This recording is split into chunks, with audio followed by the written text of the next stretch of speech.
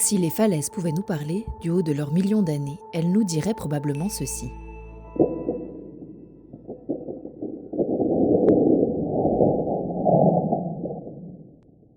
Encore faut-il savoir les écouter. Ouais, là, ok. Là, on a...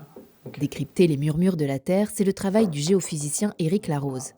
Depuis son bureau à Saint-Martin-d'Hères ou sur le terrain, il cherche à anticiper les mouvements de la roche afin de prévenir les chutes de pierres.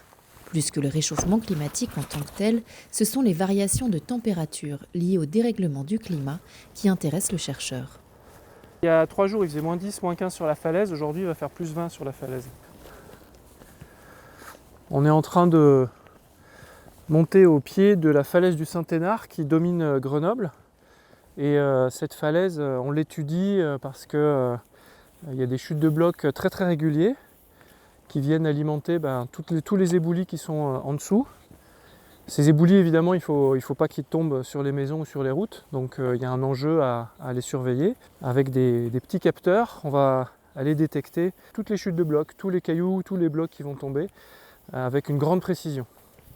Et ça nous permettra après, en étudiant le lien avec la météo, d'essayer d'évaluer si avec le réchauffement climatique, avec les projections climatiques qu'on peut faire, on va vers une augmentation de ces chutes de blocs ou pas.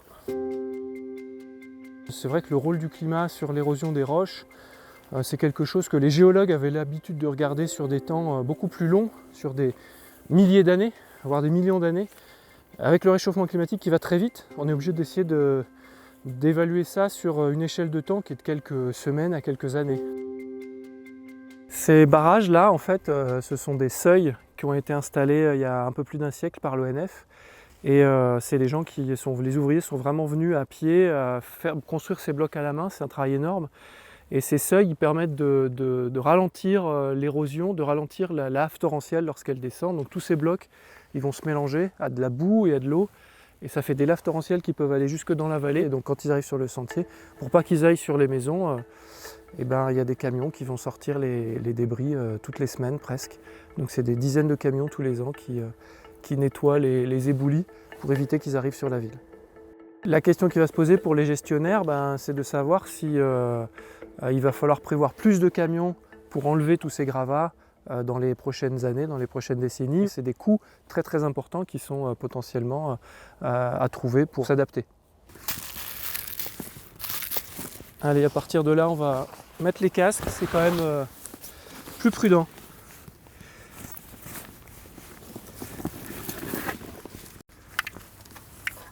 Là, il y a un bloc qui est probablement tombé de là-haut et on voit très bien l'impact qui est juste là. Et l'arbre, un arbre arraché ici, un deuxième là, un troisième là, un quatrième. Et là, on voit très bien les blocs qui ont fini leur course ici.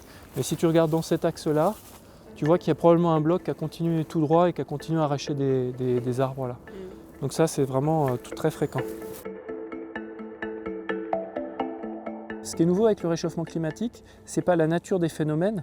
Des laves torrentielles, ça fait des siècles qu'on les observe. Les éboulements, ça fait des siècles qu'on les observe. Mais potentiellement, ça va être l'augmentation de la fréquence de ces éboulements et de la fréquence de ces laves torrentielles. Et comme nos vallées sont de plus en plus habitées, en augmentant la fréquence des événements naturels comme les éboulements, on va augmenter la vulnérabilité. C'est ça qu'on peut faire avec les recherches qu'on mène ici, anticiper les conséquences de l'érosion. Je vais préparer le capteur dans le sac. On va l'enquitter, d'accord? Vas-y, you unroll it? Tu le déroules? Oui, c'est ça, just unroll, just to prepare. Ce câble, c'est le câble de mesure qui va relier les capteurs, donc les microphones qu'on va mettre sur le terrain tout à l'heure, avec l'enregistreur qui est en fait dans la boîte que j'ai sous les pieds. L'enregistreur, c'est une carte son, mais c'est une carte son qui est adaptée aux très très basses fréquences, aux infrasons. Donc ce qu'on va enregistrer en fait, c'est des infrasons, quoi. Il est possible de les accélérer pour entendre un son qui est les chutes de blocs de la falaise sur l'éboulis, mais aussi éventuellement les petits craquements de la falaise qui sont liés à la fracturation. Les sons de la terre, les murmures de la terre. Et donc, you go this way and I go that way. Quand on pense au réchauffement climatique, on se dit que la température moyenne va augmenter, mais il n'y a pas que ça. Il y a aussi les fluctuations de température, des moments où il fait très chaud qui vont suivre des moments où il fait plus froid. Et ces fluctuations de température vont vont faire que la roche en surface va se dilater et va se recontracter très vite. Et ces cycles de dilatation et de recontraction de la roche vont faire que progressivement, des fissures vont s'ouvrir. Et avec le réchauffement climatique, si ces cycles sont plus intenses et plus rapprochés, eh bien, la fissuration de la falaise est susceptible de s'endommager plus rapidement. I still have 2 meters, but not more.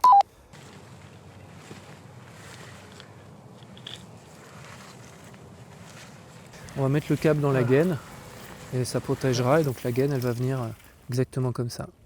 Le capteur il est enregistré sur les numériseurs qui sont là-bas dans les boîtes, et après on a les données à l'institut où on va pouvoir traiter ça. Ce capteur restera au moins 2 années en place pour suivre plusieurs saisons.